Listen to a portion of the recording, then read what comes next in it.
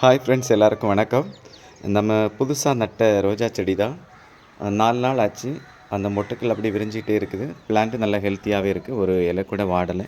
Semi ஷேடில் தான் வச்சுருக்கேன். ஒரு 11 மணிக்கு மேலே வெயில் வரும். ஆனாலும் இந்த வெயில் எப்படி பூவெல்லாம் கரிச்சு விட்ருக்கு பாருங்கள்.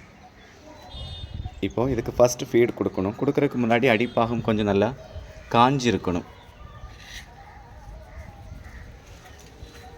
ஓரளவு காஞ்சிருந்தால் நம்ம கொடுக்குற ஃபீட் அப்படியே செடிக்கு பிடிக்கும்.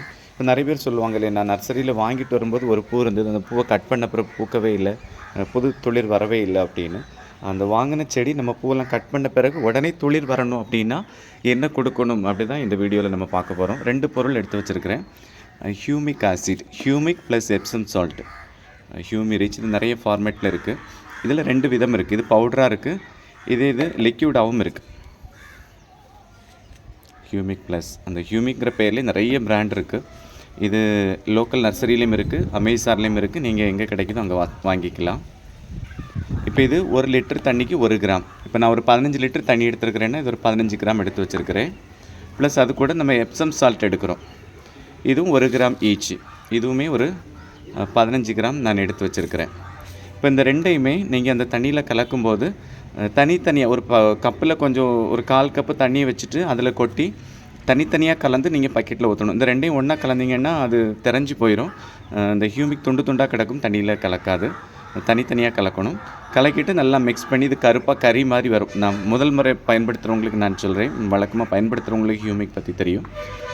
இது வாரம் ஒரு முறை, ஒரு 2 மாதத்துக்கு நீங்கள் கொடுக்கலாம். வாரம் ஒரு முறைன்னு சொல்லும்போது இப்போ இந்த வாரம் நீங்கள் எப்சம் சால்ட்டும் ஹியூமிக் கொடுக்குறீங்கன்னா அடுத்த வாரம் ஹியூமிக்கும் NPK 1261 கொடுக்கலாம். நான் டப்பாவில் கொட்டி வச்சுருக்கிறேன். இது எல்லா உரக்கடையிலையும் கிடைக்கிது, அமேசான், ஃப்ளிப்கார்ட்லேயும் கிடைக்கிது. இந்த ஹியூமிக்கோட வேலை என்ன அப்படின்னா உங்களுக்கு புது வேர் போகிறதுக்கு உதவி செய்யும். அந்த ரூட் டெவலப்மெண்ட் ஆகும்போது உங்களுக்கு ஆட்டோமேட்டிக்காகவே செடியில் மேலே துளிர் வந்துடும். இந்த எப்சம் சால்ட்டு 1261 எதுக்காக அப்படின்னா அந்த லீவ்ஸ் அந்த க்ரீனாக நல்ல பசுமையாக அந்த இலை மேலே வளர்கிறதுக்கு உதவி செய்யும். இது புதுசாக நீங்கள் வச்சுருக்கிற செடிக்கு வாரம் ஒரு முறை, இந்த வாரம் ஹியூமிக் எப்சம் சால்ட்டுன்னா அடுத்த வாரம் ஹியூமிக்கும் 1261 அப்படி ஒரு 2 மாதத்துக்கு கொடுத்தீங்கன்னா நல்ல செடி வளர்ந்துடும். தளன்னு என் செடி தழுக்கலை அப்படின்னு நீங்கள் சொல்லவே முடியாத அளவுக்கு நல்லா வந்துடும். பழைய செடி பார்த்திங்கன்னா இப்போ ஏற்கனவே நமக்கு பழைய செடிகள் நிறையா இருக்குது. இதுக்கு மாதம் ஒரு முறை கொடுக்குறோம். ஹியூமிக் மாதம் ஒரு முறை கொடுக்குறோம். எப்சம் சால்ட்டும் NPK 1261 வாரம் ஒரு முறை கொடுக்குறோம். அப்போ அந்த செடியில் உள்ள பசுமை அப்படியே இருக்கும். எல்லா கிளைமேட்டுக்கும் செடி தாங்கி வளரும். இதை நீங்கள் ரெகுலராக கொடுத்துட்டு வந்தீங்க அப்படின்னா உங்கள் செடியுமே நல்ல தளிர் வரும். செடி தழுக்கலை பூக்கலை அப்படின்னு நீங்கள் சொல்ல மாட்டீங்க. இது நான் உங்களுக்கு இப்போ என்னோடய செடிக்கு பயன்படுத்துறதுக்காக தான் நான் எடுத்து வச்சுருக்கிறேன். நீங்களும் ட்ரை பண்ணி பாருங்கள். பார்த்துட்டு உங்கள் செடி எப்படி இருக்குன்னு சொல்லுங்கள். இதில் ஏதாவது டவுட் இருந்ததுன்னா கமெண்டில் கேளுங்க.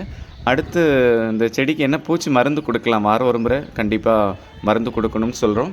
அது என்ன மருந்து கொடுக்கலாம் அப்படின்னு சொல்லிவிட்டு அடுத்த வீடியோவில் போடுறேன். தொடர்ந்து நம்ம சேனலை பாருங்கள், லைக் பண்ணுங்கள், ஷேர் பண்ணுங்கள், சப்ஸ்கிரைப் பண்ணுங்கள். தேங்க்யூ.